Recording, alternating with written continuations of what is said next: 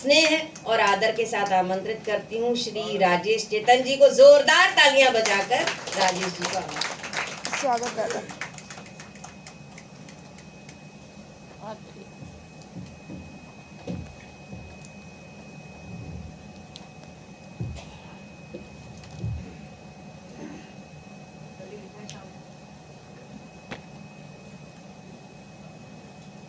Doctor कीर्ति काले का ये भजन बहुत ज़बरदस्त था और रात को ही लिखा है इन्होंने। एक बार तालियों से इसको हम लोग अप्रूव कर दें कि ठीक है भैया। आइए, आपका स्वागत है।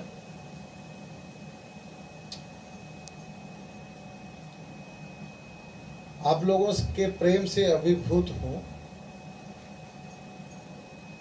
8 अगस्त को मेरा जन्मदिन होता है, पर लगातार आयोजन चल रहे हैं और ये आप सबका स्नेह और प्रेम है। गोष्ठी में आज ऋतु गोयल जी को भी आना था, पर उनके घर में कोई मेडिकल इमरजेंसी अचानक कुछ हुआ, इस वजह से नहीं आ पाई। और हंसराज जी आए तो अच्छा लगा और वो मुझे बोलकर गए हैं कि राजेश, इनमें से कुछ लोगों को स्टूडियो जरूर बुलाना है। तो मैंने कुछ नाम यहाँ फोटो खींचा है इस रजिस्टर से। तो आपको सोनोटेक तक भी आना होगा।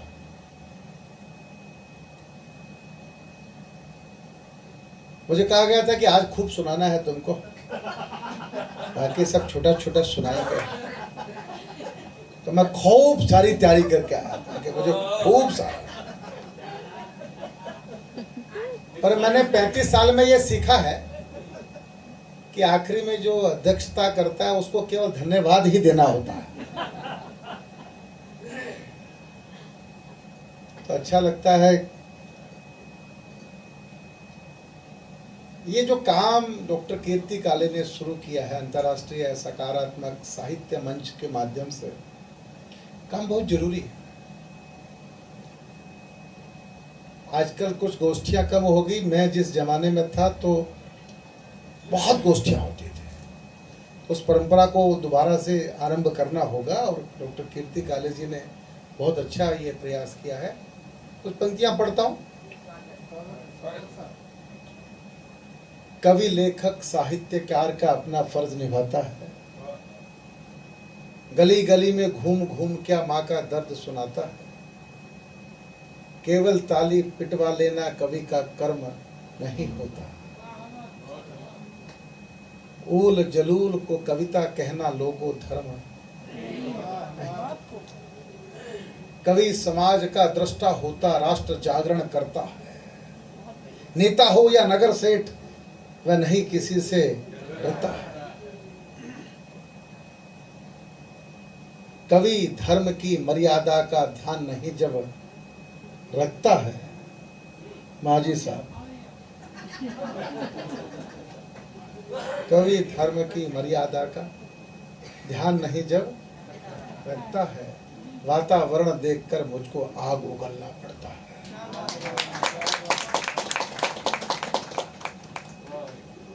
बहुत अच्छा लगा। ये 2 बालक आए थे रामजस वाले। ये भविष्य है कवि सम्मेलन का। बहुत ही अच्छा पढ़ा इन बच्चों ने।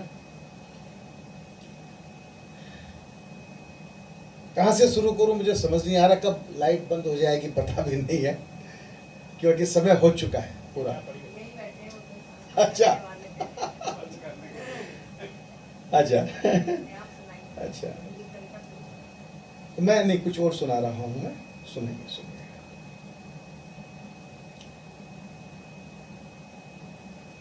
जेल में जन्म लिया, ताले सब खुल गए। द्वारपाल निद्रा प्रलाप करने लगे। बारिश तूफान वेग बढ़ता ही जा रहा था। पानी में उतर वासुदेव डरने लगे।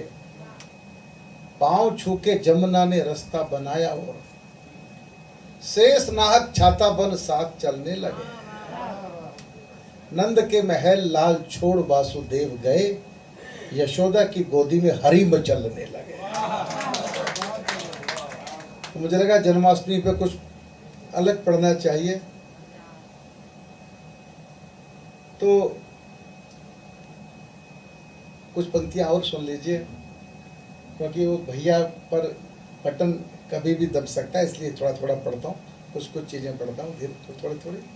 मानव बन धरती पर आना किस्मत है, हिंदुस्तान का आबो दाना किस्मत है, बार बार ईश्वर ने इसको चूमा है, इस धरती को शीश झुकाना किस्मत है। बड़े बड़े कवियों को सुनकर बैठे हो, बड़े बड़े कवियों को सुनकर बैठे हो, चेतन जी को सुनकर जाना।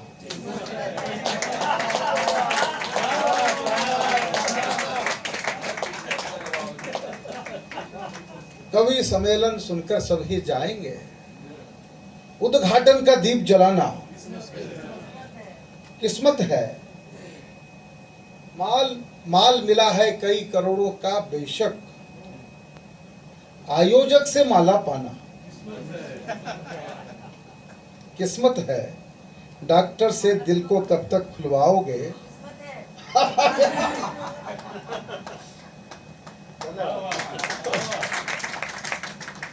किस्मत है। कोठी और दुकानें रोज बनाते हो, नव नूतन ये देश बनाना किस्मत है। गुमसुम कब तक यूं ही बैठोगे, खुलकर ताली खूब बजाना किस्मत है। हाँ, डॉक्टर से दिल को कब तक खुलवाओगे, खुलकर यारों से बतियाना किस्मत है। बस मैं एक रचना पढ़ता हूं तिरंगा को लेकर, सुनिएगा। एक बड़ा पुराना सा चुटकुला आप सबने सुना है। वो सरदार जी से पूछा, बलजीत सरदार जी से पूछा कि भारत के तिरंगे झंडे में केसरिया रंग हिंदुओं का, हरा रंग मुसलमानों का, सफेद रंग ईसाई का। बोला आपका तो कुछ भी नहीं। अरे बोला है क्यों नहीं, डंडा तो बोला अपना ही है। ये कोई नई बात नहीं सुनाई मैंने, पुरानी घिसी पिटी बात, पर एक रचना मैं सुनाता हूँ आपको तिरंगा को लेकर, एक व्यंग कविता सुनाता हूँ। कलकल साहब सुनिएगा। कलकल साहब का कोई जवाब नहीं, मेरे मित्र हैं, मेरे गांव के हैं, मेरे अच्छी लग रही है, पहने हिंदू मुस्लिम सिख ईसाई एक ट्रक पे सवार कर रहे थे तिरंगे झंडे पर विचार। हिंदू ने कहा हम हैं गांधी के बेटे लायक, अहिंसा के नायक, वंदे मातरम के गायक, छोड़ चुके हैं केसर की घाटी, क्योंकि हमको प्यारी है भारत की माटी।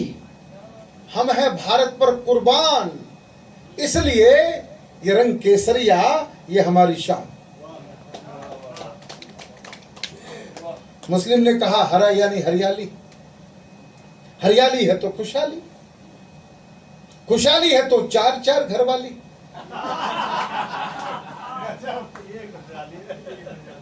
और तुम्हारी तरह एक या दो नहीं, एक दर्जन बच्चे पालने से भी नहीं डरते हैं, इसलिए हम इस हरे रंग पर मरते हैं। ये हरा रंग हमारी समृद्धि का सितारा है, इसलिए हमको प्यारा है।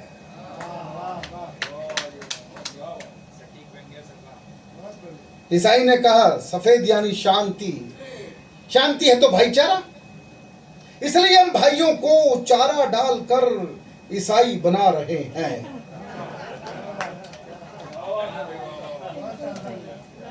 मंदिर मस्जिद गुरुद्वारों पर सफेद झंडा लहरा रहे हैं, और जिस दिन भारत के कोने कोने में ईसाइयत का झंडा लहराएगा, उस दिन ईसा मसीह भारत में जरूर आएगा।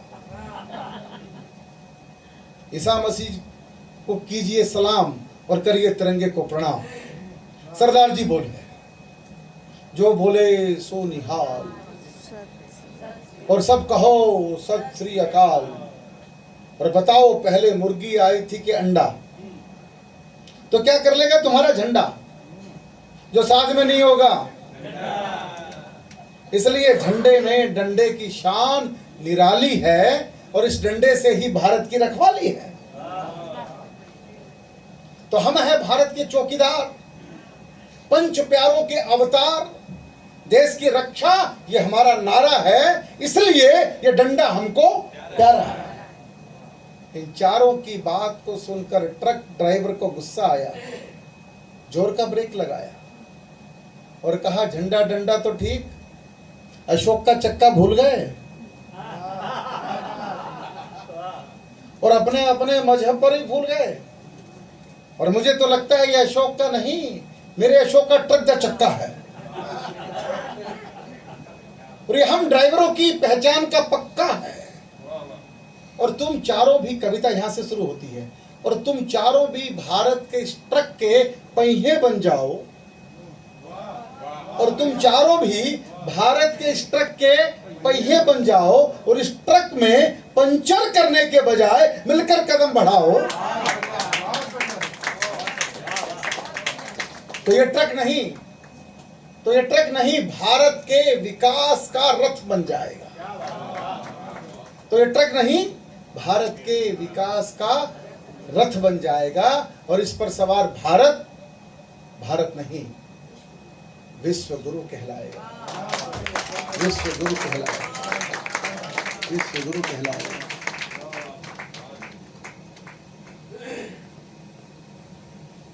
बस मैं एक बात कहना चाहता हूं, केवल भारत के दो पात्र हैं, एक राम है और एक कृष्ण है।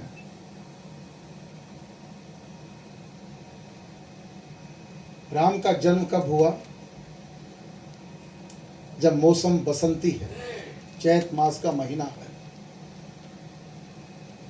बागों में फूल मुस्कुरा रहे हैं। राम का जन्म कब होता है? दिन के 12 बजे, चैत महीने में, 9वीं के दिन। राम इस देश की ज्योति का नाम है। और कृष्ण जो है, उनका जन्म कब होता है? रात के 12 बजे, जब समय शून्य हो जाता है, घड़ी भी रुक जाती है, जब कृष्ण पैदा होते हैं। बादल फट रहे हैं, नदियों में बाढ़ आई हुई है, प्रकृति किस हाल में है, तब कृष्ण पैदा होते हैं। कृष्ण इस देश की ज्वाला का नाम है, चिंगारी का नाम है। इसलिए अपने यहाँ पे गृहस्थ के लिए राम है और क्रांतिकारी के लिए, सन्यासी के लिए कृष्ण है। इसलिए कहा गया, कृष्णम वंदे जगत गुरु। तो मैं आपको जन्माष्टमी की बहुत बहुत बधाई देता हूँ। बम्बई में दही हांडी चल रही है आज, तो बम्बई वालों को भी बहुत बहुत बधाई, बहुत बहुत शुभकामनाएं। और सकारात्मक साहित्य, अंतर्राष्ट्रीय सकारात्मक साहित्य मंच का परामर्शदाता हूँ, और इसलिए बधाई के साथ साथ मैं धन्यवाद करना चाहता हूँ पूरी टीम का, ओम प्रकाश कल्याणी जी का, डॉक्टर कीर्ति काले का, और जितने मेरे मित्र आए हैं, राजेंद्र कलकल साहब आए हैं, बलजीत आई है, उधर से सरला मिश्रा जी आई हैं, उर्मिला जी, सॉरी पांडे, बबीता पांडे जी हैं, और प्रतीक त्रिपाठी आए हैं, ललित जी आए हैं। ये सब मेरे मित्र हैं। इन्होंने आके मेरे इस जन्म उत्सव को यादगार बना दिया। तो बहुत लंबी बात नहीं करनी चाहिए, क्योंकि मुझे भी संयम रखना चाहिए, और इसलिए मैं अपनी वाणी को यहीं विराम देना चाहता हूं, क्योंकि एक कार्यक्रम मैंने और जाना है मुझे।